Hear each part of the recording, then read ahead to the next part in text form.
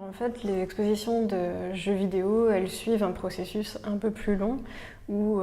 au cours des années 2000, le jeu vidéo va être reconnu comme un bien culturel, notamment par des institutions publiques comme le ministère de la Culture. Et au fur et à mesure, on va voir effectivement l'entrée du jeu vidéo dans les musées, d'abord comme des outils de médiation et ensuite vraiment comme des sujets et comme des objets d'exposition.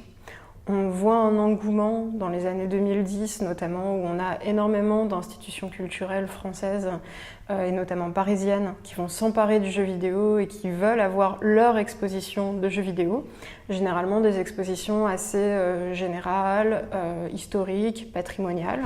ou des expositions plutôt contemporaines, esthétiques, qui mettent en valeur vraiment les qualités artistiques et esthétiques du jeu vidéo. Mais derrière cet engouement, en fait, on voit que ça répond aussi à des questions de fond, notamment l'utilisation du jeu vidéo pour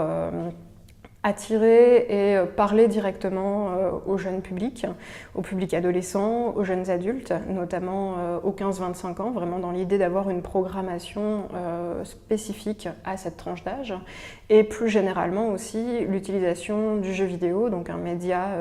ludique qui permet en fait de favoriser des activités collectives pendant la visite pour penser en fait des modes